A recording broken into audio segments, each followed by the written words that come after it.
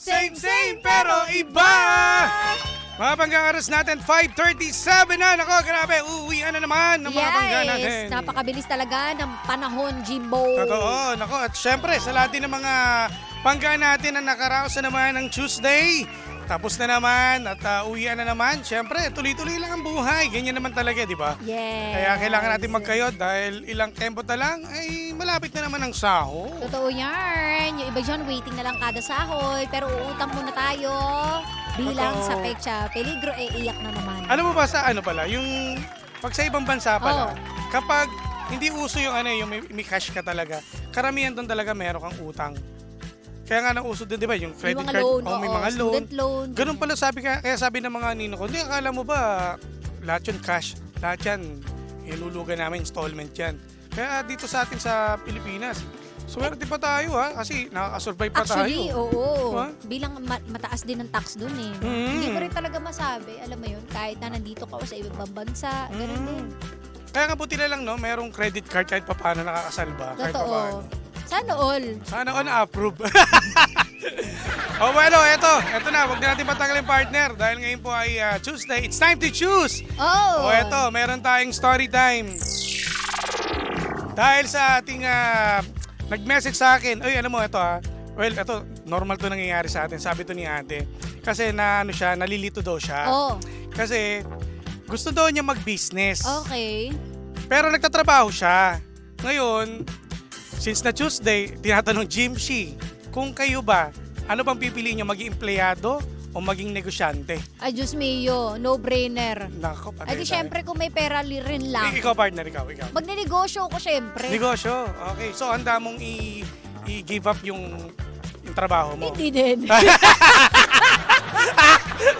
Pero, eto, sige. Wais Well, eh, sa tutusin naman, ang maging negosyante ka at empleyado ka, okay lang naman talaga. Parehas yung sabay, Oo, pwede. sana. Pero since mamimili lang tayo ngayon, Mahirap, so ang no? napili mo ay maging negosyante. Hindi.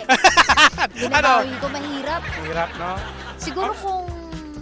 Kung sakali, walang talaga, yung unang pipili mo talaga, yun na sinabi mo eh. Kasi Pangarap syempre, naman diba, magnegosyo. gusto ko talaga Oo. magnegosyo. Bakit? Kung sakali, doon ka mag-focus. Kasi una sa lahat, hawak mo yung oras mo. Yes. Pangalawa, nagagawa mo yung talagang gusto mo.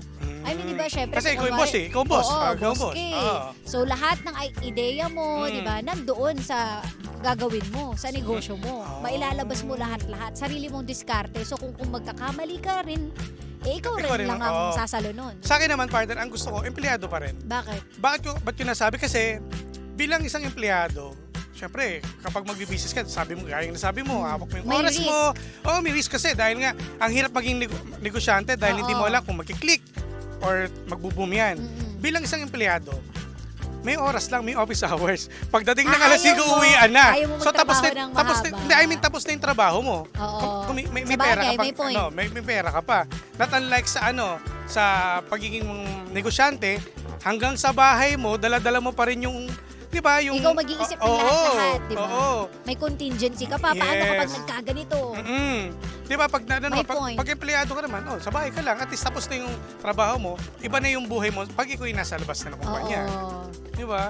Pero never naman nangyari. Kasi ang kadalasan kasi nangyari dito sa atin, negosyante na, empleyado pa. Yun Di ba? talaga ang perfect. Perfect talaga yan Yun kasi ang nga, maganda combination. ako, ba't yun nasabi? Kasi naging ganyan din ako dati. Di ba dati meron akong computer shop. Oo. Nandito na ako, empleyado ako noon. Kasi meron akong pagkukuhanan ng puhunan kahit papano. Yes. Kumbaga, syempre, ang business naman kasi, hindi naman boom ka agad dyan. Minsan, nagpapaluwal ka dyan. Tsaka iba seasonal yan. Yes, di oo. ba? Magpapaluwal ka pa. Depende pa sa klase ng negosyo kung ano yung Yes, ano mo. yun nga. Yun. Totoo. Kasi kung tutuusin, kung ikaw naman yun nga, gustong-gusto mo talaga magnegosyo, hindi pwedeng sasaba ka lang doon nang wala kang Kapital. kapital. Walang kapital. Diba? Totoo. Unless anak ka ng mayaman Ayan, siguro. oo.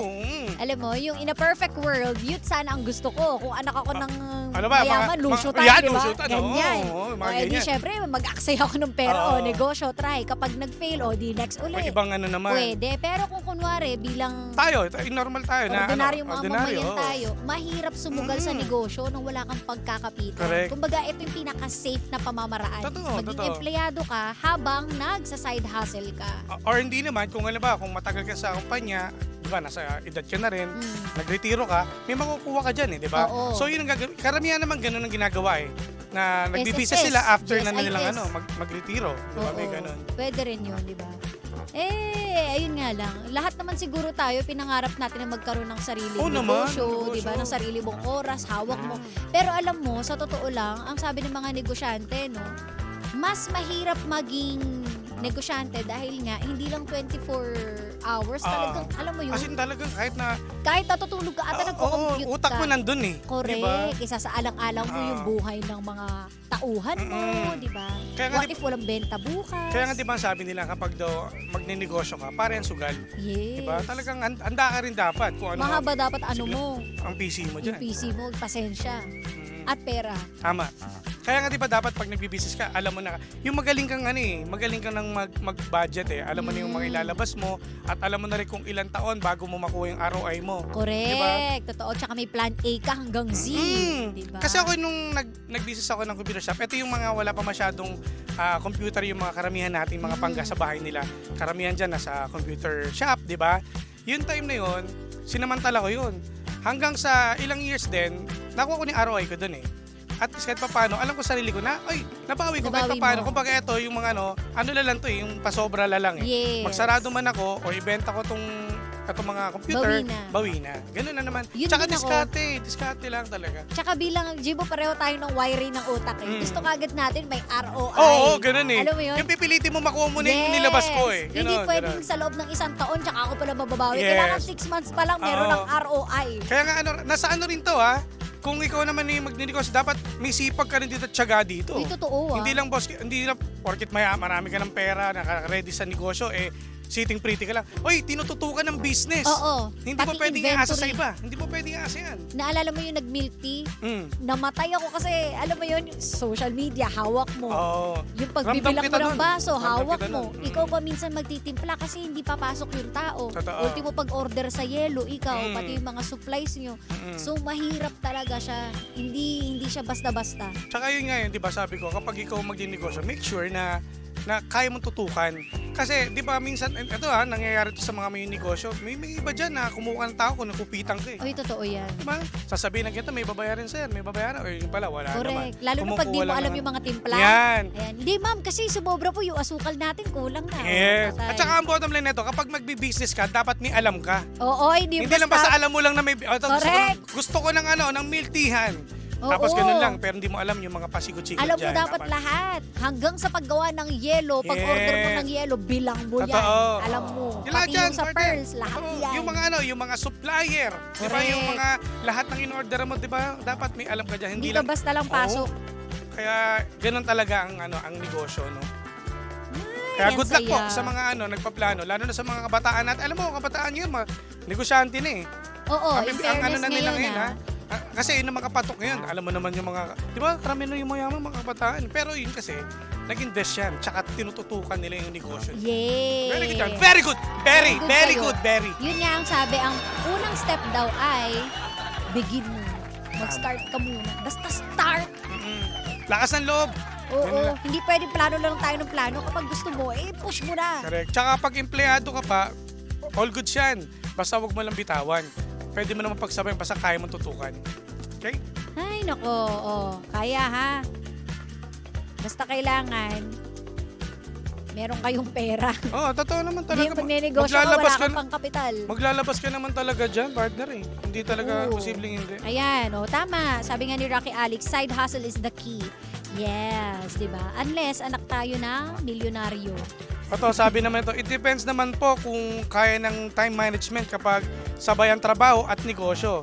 It's about the will Will. and determination pag kumita ng pera. There's a will. Pero gano'n naman. At may ilan-ilan din naman tayo partner na nakikita na empleyado siya, at the same time, may negosyo siya. So, ang galing yun. Ang galing Uy, yun. totoo. Yung kapatid ko nga di ba, nagde-negosyo yung mga damit-damit nagbebenta. Teacher pa, tapos meron pa siyang Di ba, permanent na trabaho. Basta kaya po natin. Hanip. Kapag alam mo nang, ba't nagbi-miss call to si isang sa kabilang stasyon to Bakit mamaya pa yung programa mo, bakit mo kami minime? Okay, pa-shoutout daw kay Ato, Marville Tagalan. Uy, hello naman si Tagalan. Galing Bilisan yan. mo Galing kay ano galing kay tapos. Uy ha. Uy, grabe ka. Ay, namiss ka namin ha. Hello, Binuma- kumusta ka dyan, girl? Kung pwede ko lang po pakita sa minumura ko. Hindi. Ay, Hi, hello siya. Mr. Tagalan. Hello po sa inyo. Namiss ka namin to si yung may malaki to. Malaki to, malaki. Malaki. Malaman. Malaman. Pink, kulay pink. Ay, big yan, yung pisngi, Hello, kay, si Lexa. Uy, Lexa. hi, Lexa girl. Alexandria. De Rossi. Hindi. Ano natin yan, tropa natin. Hi, Ingat, Lexa ha. girl. Ingat. Anyways, ayun lang po mga pangga. Tulad yan, yung nag-message sa amin, isang negosyante yan, napagsasabay nyo. Oh, di ba? Mahilig naman sa sabayan yan Oo. Expert kaya yan. Kaya nga tatlo Ay, tatlo. Saan yung isa sa tenga? Hindi, sa tenga, kumbaga makikinig. Yeah. Di ba? Magsasalita, aamoy, makikinig. Malupit yan. Ay, nako. Ito may pabati na. Happy Tuesday po. Pabati po sa mga checker dyan na si Ruben Hello. Celerio ng South Sea Cargo Forwarder.